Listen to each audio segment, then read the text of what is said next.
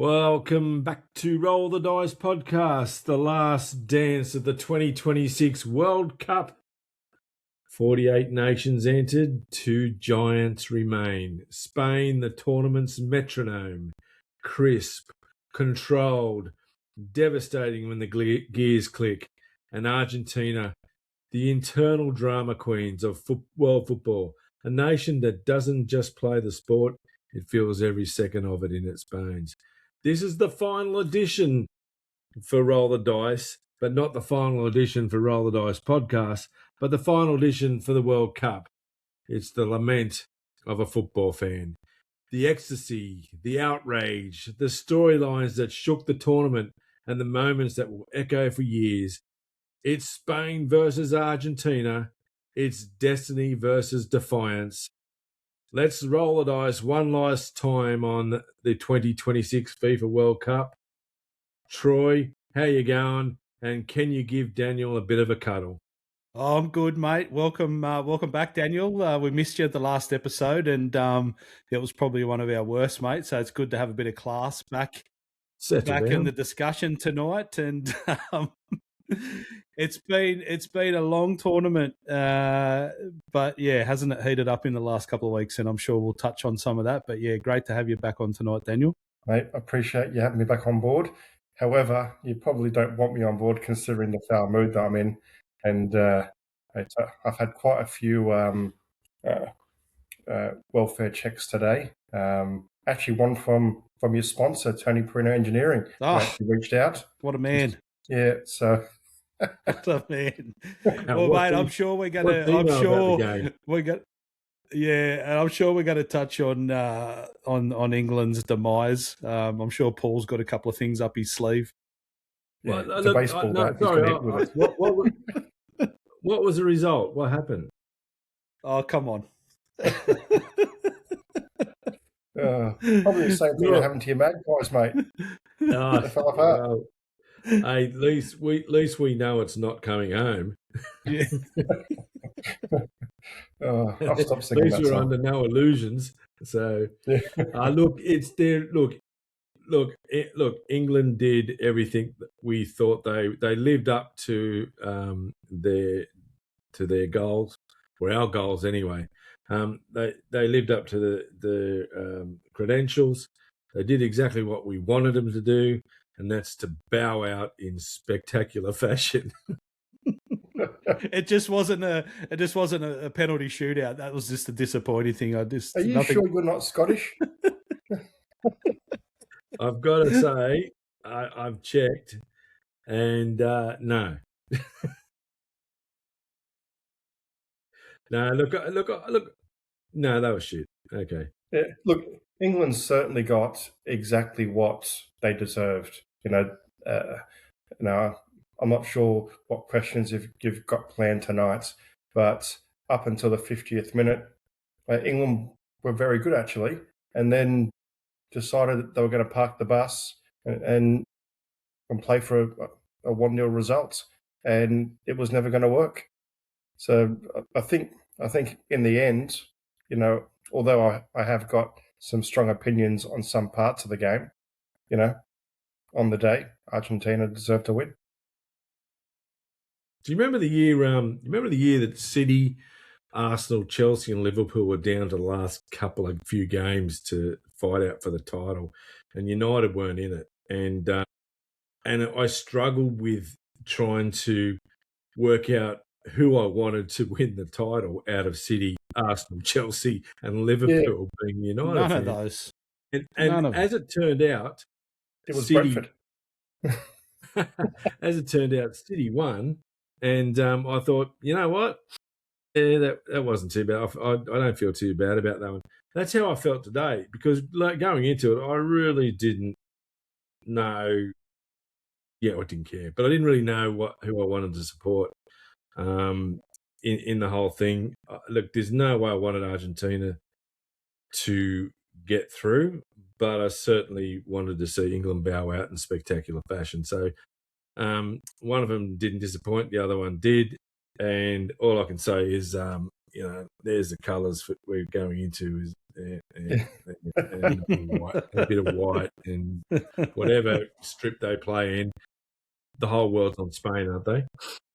Mate, certainly. I'm that much on Spain that I would like England to allow Mbappe to score 3 in the third, fourth playoff, so Messi doesn't get golden boot. Well, that's sorry to interrupt there, Troy, but that is we won't ask a question about. I don't. To be honest, what is the point of the third, fourth playoff? Seriously, well, that is just absolutely nothing. It's not an Olympics, and it shouldn't exist. I would like to think that Thomas Tuchel will play all his fringe players and just give him a run at the World Cup, because and he should absolutely he should. It's an absolute waste of time, the game. Yeah, it is. But let him get back. If it means Mbappe can score a few extra goals, let's play it anyway. So, well, anything to take the gloss off Messi's retirement, I'd be happy with. We were having a discussion today, Troy, about. Oh no, I can't say it, can I? It's pretty rude what I said earlier on today. But just sorry, I can't. We will be banned if I say what I said. But the Ronaldo Messi argument popped up this morning when I was cuddling Daniel, and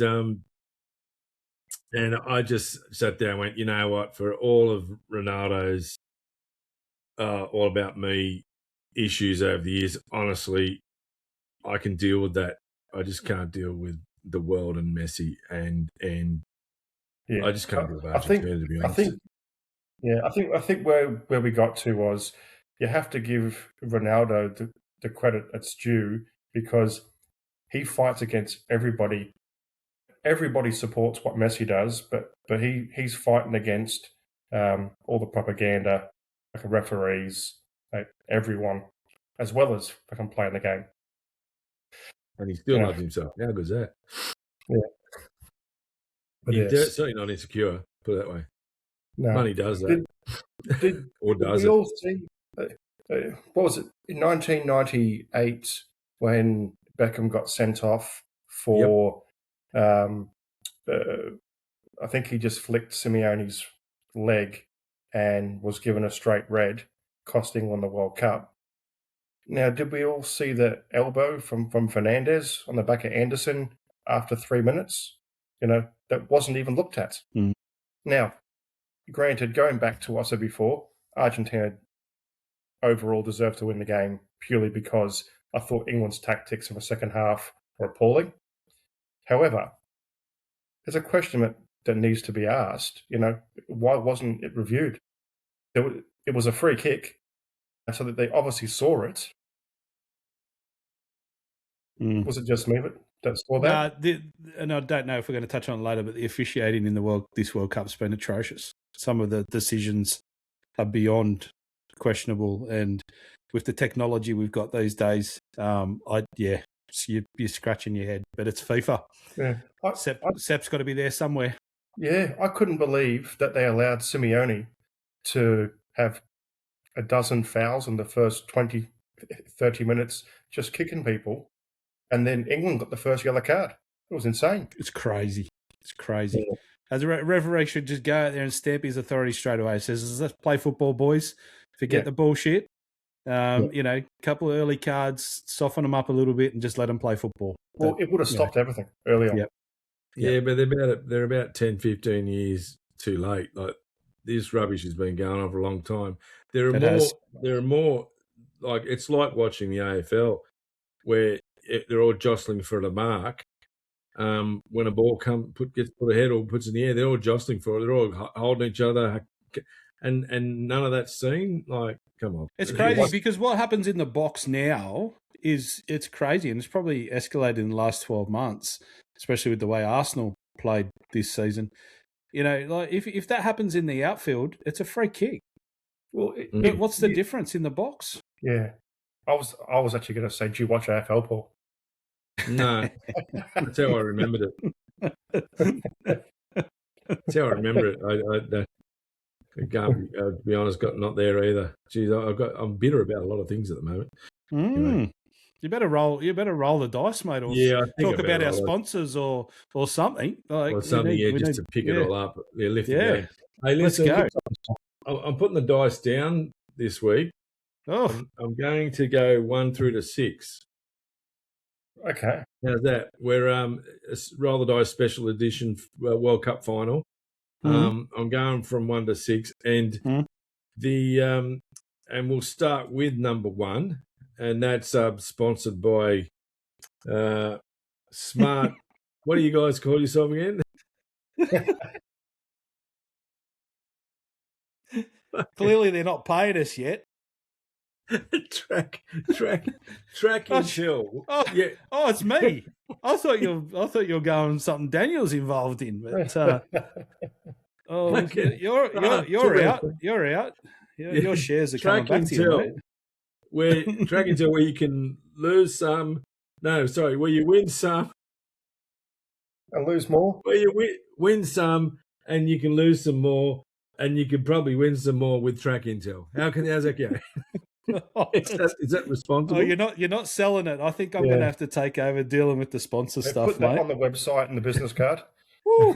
Yeah. Lucky we've only got 3 followers, and then they're not Track Intel followers. So any publicity is good publicity, mate. Oh, so yeah. Bring it on. All right. Yes. Okay. I'm fucking so sorry, Troy. What was the single? I'll get you back, mate. So what's my safe word? Track Intel. Paul, shut up. What was the single defining storyline? Here we go. What was the single defining storyline in the 2026 World Cup? The one that shaped everything. Oh, mate, that's a simple one, isn't it? I think we'll go straight there. Mate, Donald Trump, I don't think he's ever kicked a ball, and mate, he's been the biggest contributor, mate, to the World Cup. Yep. Yeah, getting involved in that US player and the red card being rescinded, atrocious. Absolutely. Do you think I could get King Charles to make a phone call about the result today? Atrocious. Yeah. But so there could be lots here, Paul, because like I said before we came on, the first couple of weeks were a bit dull, and we were thinking, okay, but once we get into the knockout stages, it does start to heat up. And again, I think a lot of the decisions have been questionable. The Egypt-Argentina game, the ball hitting the wire in the Norway-England game. Like, what's going on? Like, seriously, in this day and age. And I think this is what frustrates us in a lot of sports, but it's crazy. I actually didn't see it. Here we go. Cablegate, they're calling it. It's called Cablegate. This is worse than the hand of Maradona, the hand of God. Yeah, it's worse. The Norwegians have been robbed. Yeah, I didn't see it. The only angle that I saw it from was above. But saying that, my eyesight's pretty average anyway. So Daniel saw it from a completely different angle than anyone else in the world. But I suspect there's probably another 60, 70 million who saw it the same way. But it must have been the coverage they got, because there's a lot of people who never saw it. I've only got a black and white TV, so kind of. but bunnies. But they got a chip in the ball, and they said it didn't detect anything. Like, come on, this chip in the ball. This is the thing that irks me the most about this whole World Cup, is having a chip in the ball. And I'll tell you about my conspiracies is there's been that many late goals that they turn the chip on and the ball just goes into the back of the net. No one even touched it. That's what I'm saying.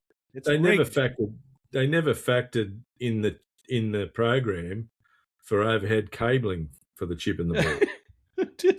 So we could actually go back to the first episode of the World Cup, where I think the last question was, in 30 years' time, what are we going to remember, about this World Cup?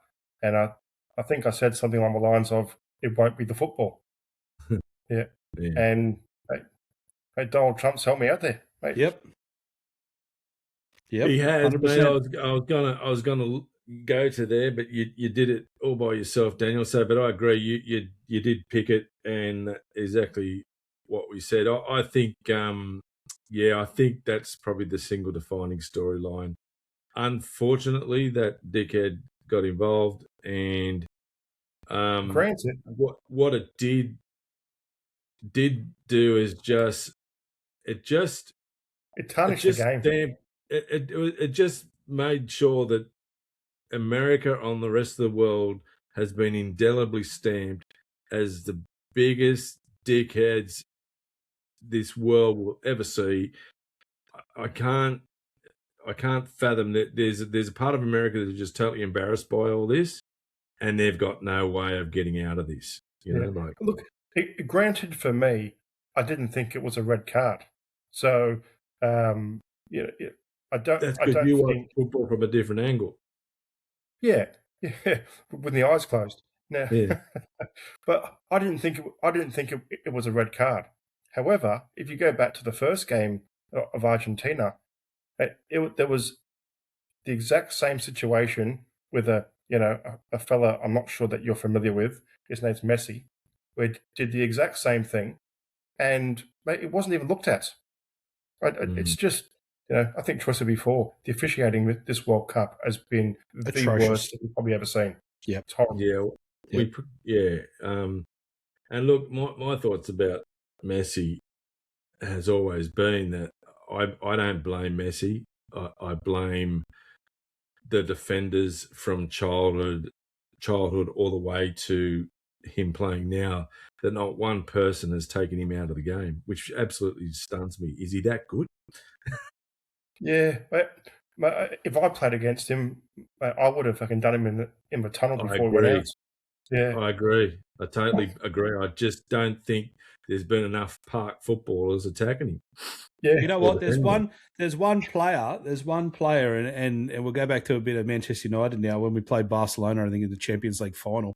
And Alex Ferguson said he made a mistake that game by not parking. That's funny. Park Ji-sung on Messi, because he is one player that would have just tracked him for the whole game. And Ferguson admits that's the biggest mistake he made in that final, was not just man marking him with Park Ji-sung. Yeah, well, I think he did it against Del Piero. Was it? No, it wasn't Del Piero. It was. I can see his face now. Pirlo, and he said that it was the toughest game that he'd ever played, and he marked him out the game. Yep, you can do it. You can do it. I reckon the big Kevin Muscat would have got him. Taking him out. No doubt. Vinnie Jones would have destroyed him. He would have cut him in half. Sitting there going, mate, you're good, but you're not going to be good for much longer. I love seeing reels pop up of Vinnie Jones, even when he's attacking Roy Keane. It's like, Roy Keane is a hard man, but Vinnie Jones is next level. Hey, I'll tell you what, he was one of my favourite players, Vinnie Jones. Yeah, that Wimbledon team back then was that was crazy. Well, the crazy gang, right? Yeah, that's it. And when you coach, mate, you want one of those players in your side, right?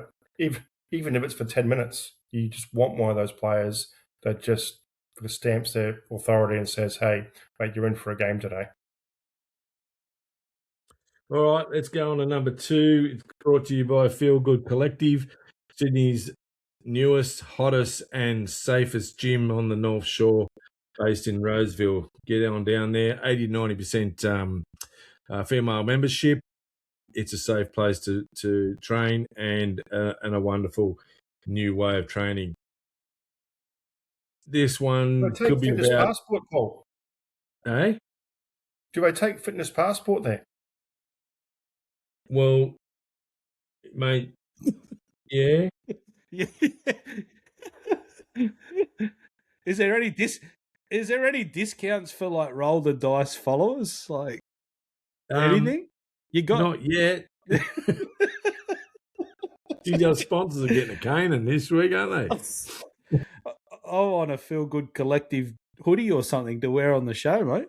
Can you swing we got something or what? Do you know they ordered them, but they couldn't get it over my body because you haven't been going, mate. You haven't been doing your workouts and counting your calories and stuff. I got to tell a story before we get into number two. I got to tell a story. I dropped in the other day, and I met a lovely Venezuelan couple who are big fans of Feel Good Collective, and I spoke to them about Brazil and Colombia, and she said, "There's nothing worse than when she says, oh, geez, your son, he's a very nice young man, and they're doing a wonderful thing here." And he goes, then I go, "You should get down here." Just looked at me, and I said, "What, do you think I need to?"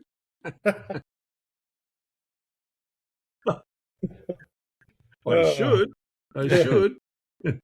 Anyway, number two. Which knockout moment flipped the tournament?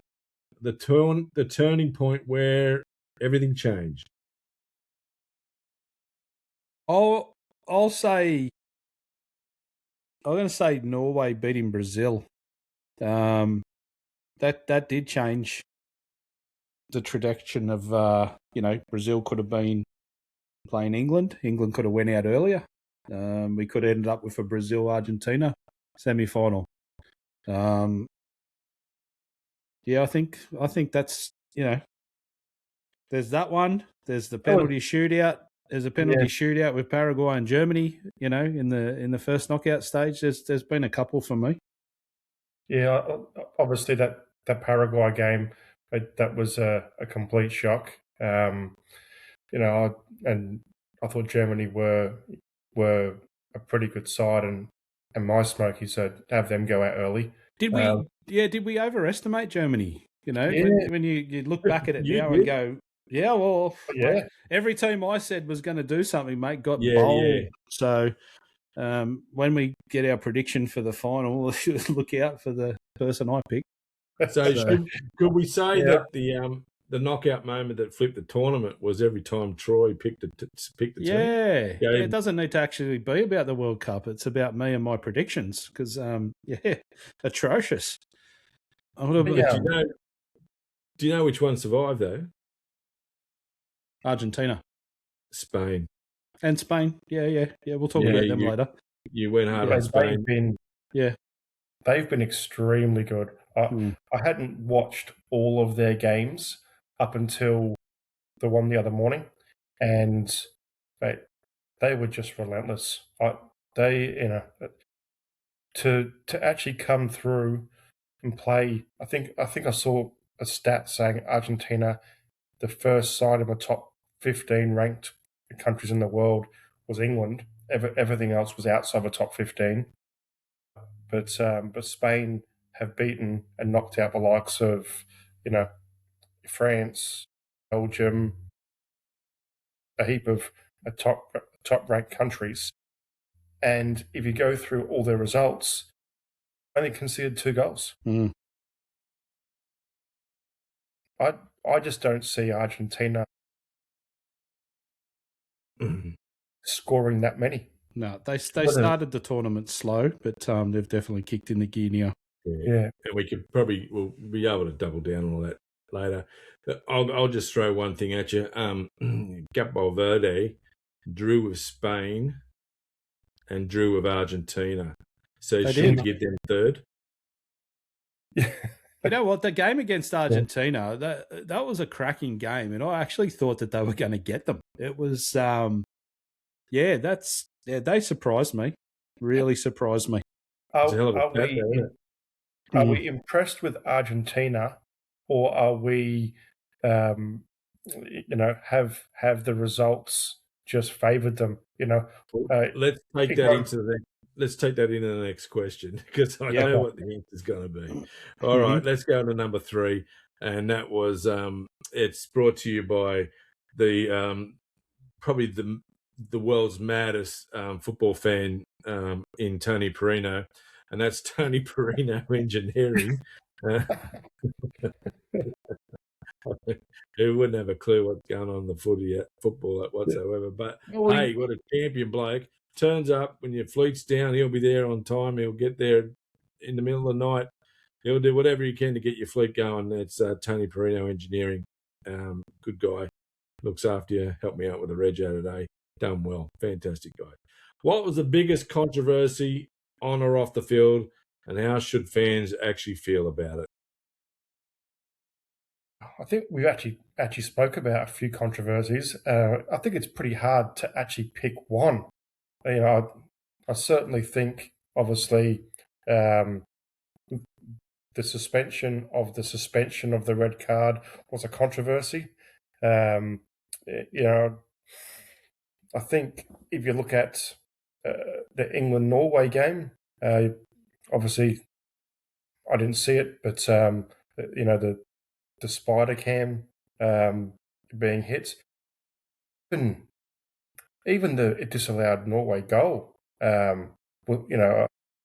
know that he put two hands on, or Haaland put two hands on Anderson, but mate, he went over pretty easy. There's quite a few for me. There's about a dozen in the Egypt-Argentina game. Yeah, mine's the officiating in general. Like, it's just, again, it's just been atrocious. I know I've said it already, but terrible in this day and age. Seriously, it must have been the NRL bunker running the VAR system, because it was terrible. It was terrible for the biggest sporting event in the world, and this thing is bigger than the Olympic. It's bigger than everything. Like, really, it's really been poor. Did you see this morning? I'm not sure if you got up for the England game, but when they were going through the list of officials, the third official in the VAR box was Argentinian. Well, I don't know how that works. I don't know. My controversy is Argentina's rails run. Seriously, going. How many leg ups do they need? And are they going to get a leg up? Are they going to get a leg up against Spain? Like, this, Argentina's rails run has absolutely nothing to do with football. I won't go deeper than that. It has absolutely nothing to do with football, but who they are in the world. We'll just leave it at that. That's where the controversy lands in me, and we'll talk about it in 30 years. Yeah. I love my football, talk football all day, but, I will agree that football and FIFA are probably the most corrupt on the planet of any sporting code. I laugh sometimes, when Australia, tendered or bid for the World Cup a few years back, and thought that without paying off anyone, that they were in with a chance. It's atrocious. And we thought 40 million was enough, and we thought that, we thought 40 million was enough, and we thought that, that's all we could afford. Yeah. Well, they missed it. They missed the opportunity, because we would have hosted an amazing World Cup, and I think we'll get it one day, and we will. If you have a look at what happened during the Women's World Cup here in Australia, it was amazing. So, are you sure, Troy, that we'll get a World Cup? Because I think so. Look, I would love to believe you, but with the Men's World Cup, obviously we've got, and we're talking about 64 now, which is insane. There's parameters for all the venues that they need to meet for a World Cup, and part of that is the fields can't be used for 2 months prior to the first game. Now, which we share fields with Rugby League and AFL. How on earth are we going to have enough venues, and how are we going to get Rugby League or AFL to give up those fields for such a large part of their season? Money. Yeah. FIFA pay. One day. Yeah, you're right. We're right. We probably don't have you make a really good point, mate. We probably don't have the stadium infrastructure in this country. No, I think we do. When we do have when we do the 128 team World Cup and it's a knockout comp, you'll be able to start some of the games at Gabby Stadium. Okay. Yeah. Like, I've got Brisbane Strikers down the road from me, mate. I'm sure we could play there. Yeah. Are they still playing at Perry Park? Yeah. I'm just down the road from Perry Park right now. I remember going to Perry Park as a kid when my old man was playing. Yep. And the end now that has, well, I haven't been back to Brisbane for a long time, but the end now that's got the industrial unit complex at the end. Yep. That used to be a hill. Oh. And while the game was going on, we used to have like 30 on 30, the kids on the hill. We'd be there for hours on end. The game would finish and we'd still be there kicking a ball. Insane. It was just a special place, Perry Park. All right, let's get to number 4. Here we go. Brought to you by Glamworm Waste Equipment. I know Ricky Boy's just come back from China, and we got some more. So he's got for you some really exciting things in the next 6 months, and which will change the game in the waste industry. So that one's for you, Rick. You need waste equipment, he'll get it for you. Compactors, balers, and specialised equipment for recycling of waste materials. Which player became the heartbeat of this World Cup? Not just the best, but the one who defined it. Beat of the World Cup. Yeah, well, it's we've still got one game to go, so there's going to be some storylines come out of that. But if we cut it off from the semi-finals, I'm going to talk about Jude Bellingham because I think he was pretty bloody good for England. Mate, I think 2 players carried England through the World Cup, and he was certainly probably the better of the 2. Considering that only 6 months ago he couldn't get in the England squad, I certainly think that he's shown everyone that he is the player that we all hoped he'd be. I think I saw an article. I think Birmingham was one of his junior clubs, and at the age of 17 when he left, they retired his shirt. Like that's insane. They obviously knew what he was going to do. But he's been great. In the finals, I think Rodri has been for Spain has just been immense, and really looking forward to having Anderson from England, who I thought's been good too, joining him at City. Yeah, it's a lot of money. It's a lot of money. That's probably too much money. I think City obviously spend way too much money on English players. With Jack Grealish and I'm hoping it goes well for him. I'll agree with Rodri. I think he's had a great tournament, and I think he will be outstanding in the final and probably win man of the match if Spain win. And obviously Mbappe for France. He's leading most of the stats. So he had a good tournament. They didn't get to where they wanted to, France. I think everyone thought that they'd get to the final and potentially win it, but not their year. No. Paul, have you got a player? I did enjoy watching Haaland walking around. I think that I love that. That's my way. How good is he?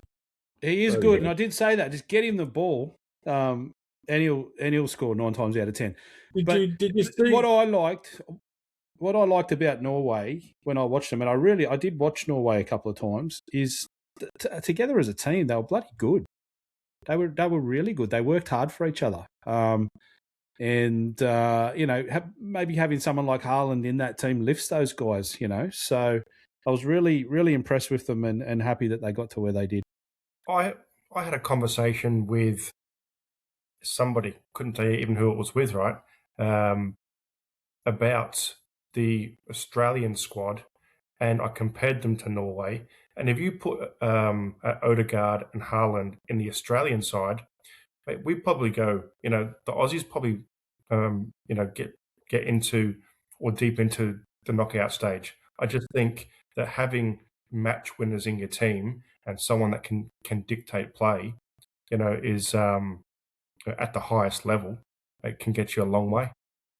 He must get some great ball. Like I don't watch City much. In fact, I don't watch them at all. But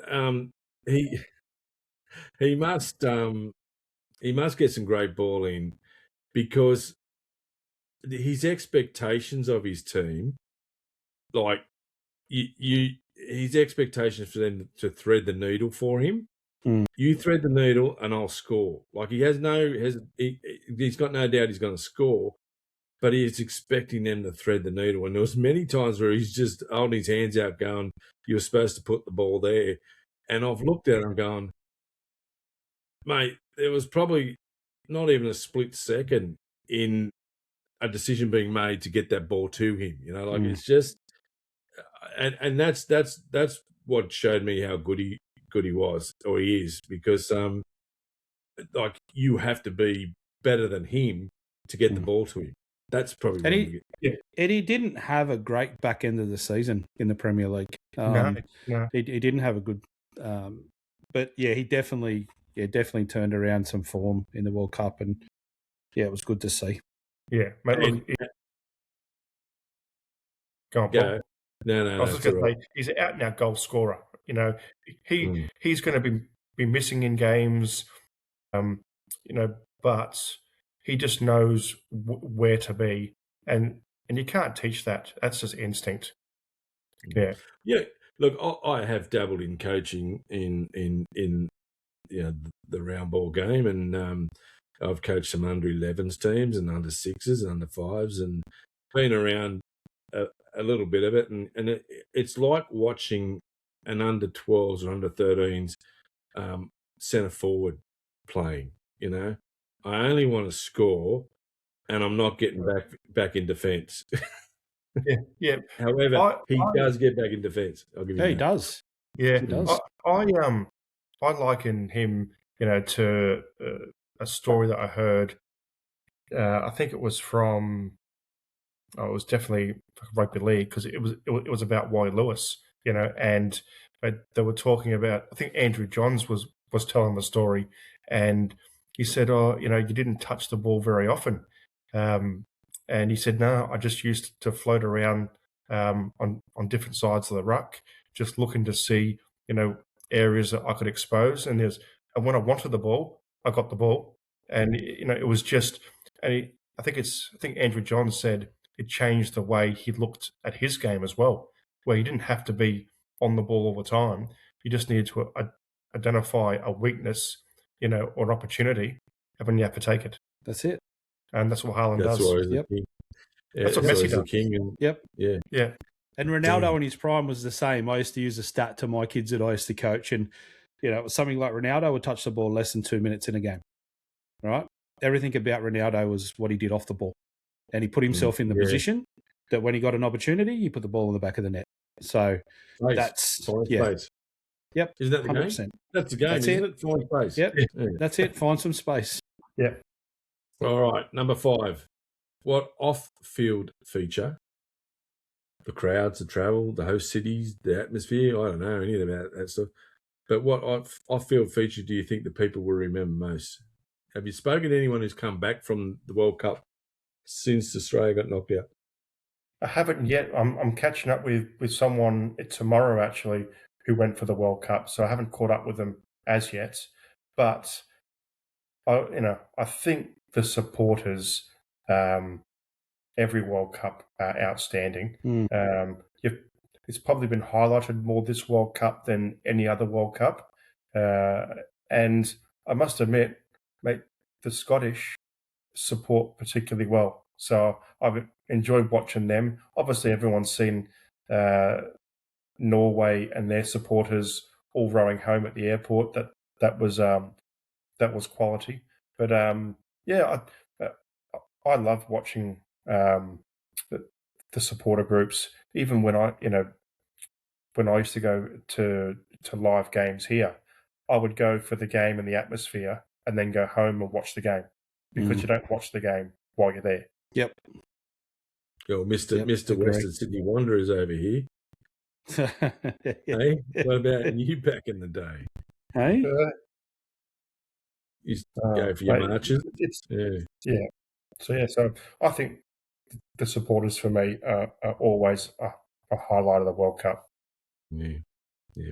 I think, look, getting TikToks and stuff coming back, I enjoyed watching it. I thought it was, it looked like it was a fun time, and you only get to see the good stuff come through, which is, there's a bit of irony in that.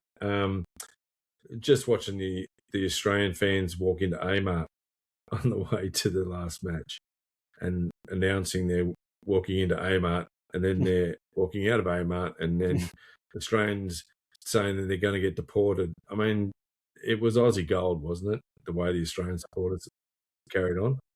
I didn't see that. Oh, no. Yeah. They just marching, to 9 Inch Nails. We're walking in Amart, and then they just took over an Amart, a Walmart. Sorry, Amart took over a Walmart store, and they just packed the place, and no one could move in or out. Just there was Aussie supporters from Walmart to Walmart. So that's quite inventive for the Aussies, because we don't. Good. Yeah, we don't tend to do active support as well as the South Americans and Europeans do. So, mate, I like that. No, they marched, and then they just hung a left into Walmart and took over the place. And then you also had going and supporting other sports as well, and you had the guy that took the amazing catch, and didn't he make the headlines in the US? Yeah. The Aussie guy that took the catch at the baseball. They said, they couldn't believe he's taken it barehanded. They make him different over there. There. They do. We play cricket. Yeah, we play football without helmets as well. Yeah, and shoulder pads. Yeah. So, all right. Here we go. Here we go. Hey, it's a lot easier when you're counting from 1 to 6. Did you write this before the World Cup, Paul? Why? This question, I'm just curious. Have you been sat on it for a while? Yeah, I have. Yeah. It's really easy. If you had to roll the dice on who deserves to win this World Cup final, who is it and why? Spain. Spain's going to win it. They've been outstanding. The way they suffocated France in that semi-final was just, that was amazing. I've watched a bit of Spain, and every game, teams struggle to get the ball off them. As soon as the other team's got the ball, they're the pressure high up the field. I think they will win this game. I'm going to say 2-1 in extra time, because Argentina will get some referee decisions on their side, which will keep them in it. But I think Spain will come out on top. Well, I'm going to make this pretty boring, Troy, and I'm going to agree with you. Yep. I think Spain, and my reason is a similar reason, because if France were the side that I thought were going to win, and they had been by far the most exciting team to watch, and I don't think they even got, they were just frustrated out the game. Spain were outstanding. And I think that's going to happen on Monday morning. It will. The way Argentina could win it is that South American football where it's constant fouling, they're slowing the game down. That's probably going to happen. I don't think it's going to be a great spectacle, because I think that's the way it'll be. I think that's the way it'll be played. Yeah.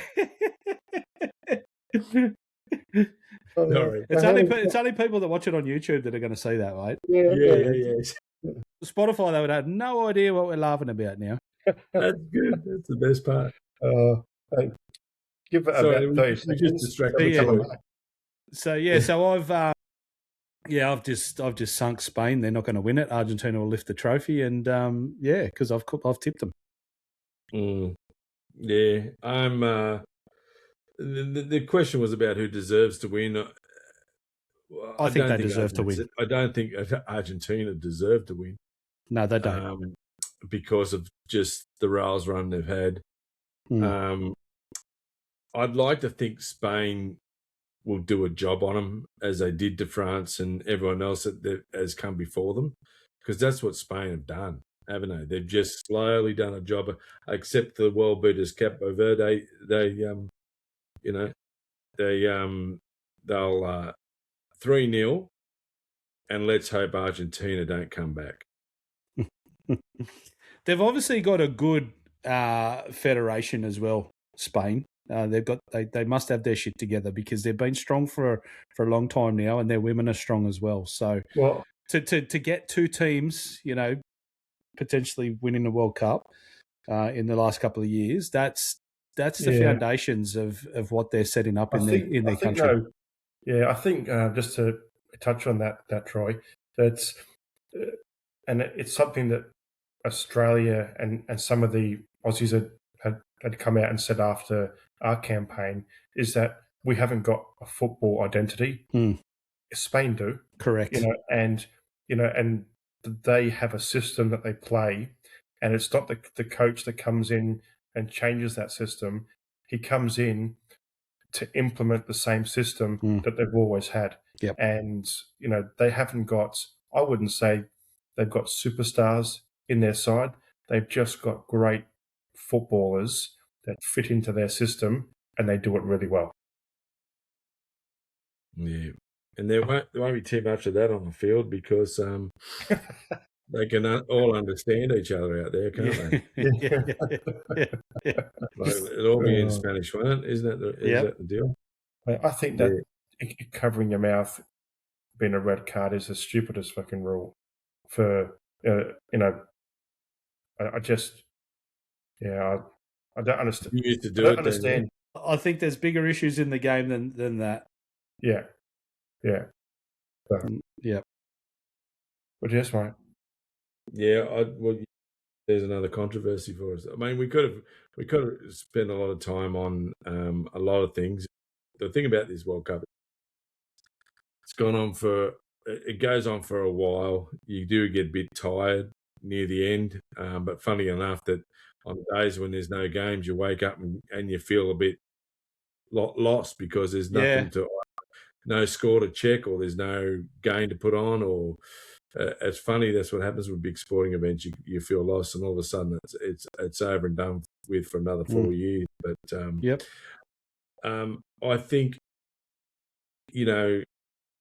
in conclusion, for me, despite the result and whatever happens on our time Monday, I think it's been, whilst the game's been exciting, the crowd's been exciting, I just think it's been really disappointing. I don't want to bring it down, but I'm going to. I just think it's been really disappointing for a sport that is going to be marred by a lot of things, and it may well change the game moving forward. And there's talk about, there's nothing in the program saying that it's going to be a 15-minute half time, but all things said, there's going to be, appears to be a 30-minute half time, because commercial television in the US has advertised it. So there's going to be, someone's going to be playing something at half time. So like that just about typifies what this tournament is all about. If that happens, and I'm pretty certain it's going to, that's not the greatest thing about football, I've got to say, is that whatever rule applies, with the exception of VAR, which is only new, but everything applies in international games, goes right down to the under sixes, even with modified games. Everything applies. That's always been a thing about football, and it's all the thing that I've loved about the game. And I do love the game, despite the fact that I carry on a bit. But I love the game for that reason. They're going to make a 30-minute half time. Yeah. And as well as the 20-minute breaks. And and they're going to have hydration breaks.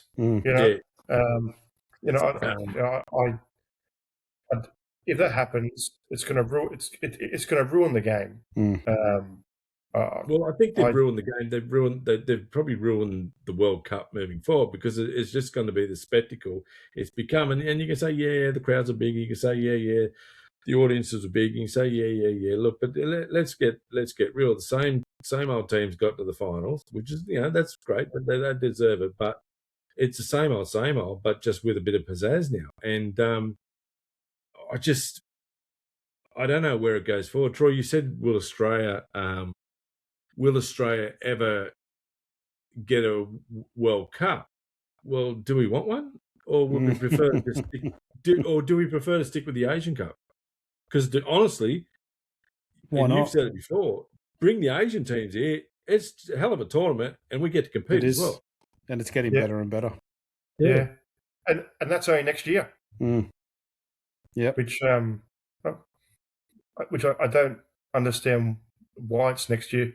Oh yeah, 2015, 19. That's always been a year because remember Ange went into the World Cup trialling for the Asian Cup. One of the best moves I've ever seen in my life. Yeah, well, I certainly think I'd love to see a World Cup here in my time. Do I think it'll happen? No, but I'd be happily surprised if we did. Yeah, and that's why I'm glad when the Women's World Cup was in Australia, I did buy tickets and I got in early and I rolled the dice. There we go for the quarterfinal to be in Brisbane. And we got that game, and it was a penalty shootout between Australia and France. And seriously, I've been to a lot of sporting events, but it was probably one of the best things I've ever been to. It was amazing, absolutely amazing. So to see that with the men, would be great. But the women it was a great World Cup. Yeah, good. I think on that note, Daniel, thanks again for You've been huge, mate. You've been huge. We'll see you in 4 years when it's a 64-team tournament and we do this podcast for about 8 weeks, mate. Yeah, so, mate, hopefully in that time the kids would have moved out and no one's walking back and forth. We'll get you back on when United win the Premier League this year, mate.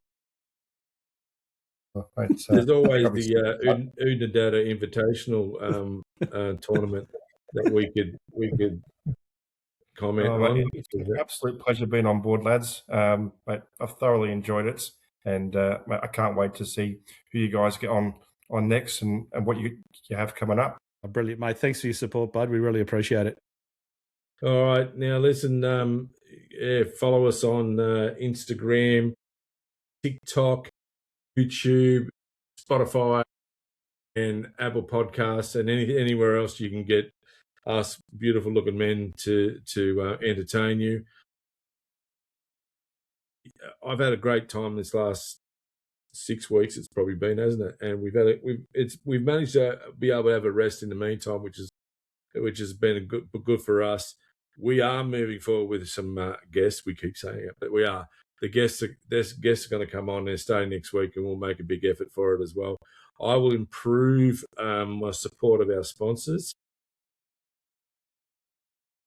Track and Tell, mate. The CEO of Track and Tell, he'll be on the phone straight after this, mate. He may actually get the hint to give me a line that I can use. You'll have one. There you go. Hey, stop spending all your time on AI musical tunes and actually come up with a line. There's got to be one in there. It's coming. So, but listen, speaking of musical tunes, we probably should exit this and we'll go out and, I haven't really prepared for this, but, look, let's make this banger number one in Glenmore Park. That's for you, Daniel. See you, boys. See ya. Bye. Whispers in the dark, the night ignites. A shadow game under neon lights. Step into the room, heart beats like a drum. Fate's on the edge, nowhere to run. Eyes meet the stairs, tensions in the air. Every move's a gamble, do you dare?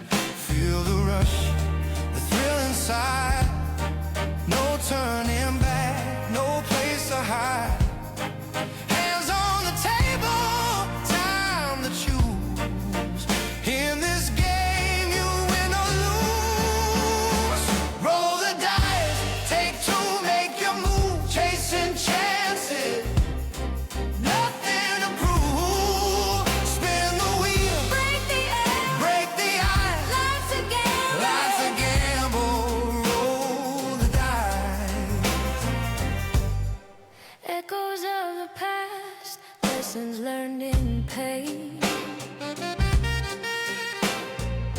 But here we stand, ready to play again.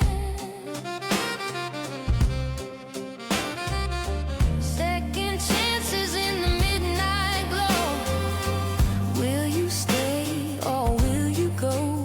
Feel the rub, thrill inside. No turning back, no place to hide. Hands on the table, time to choose. In this game, you win or lose. Roll the dice, take two, make your move. Chasing chances, nothing to prove. Spin the wheel, break the ice, break the ice. Life's a gamble, life's a gamble. Roll the dice between the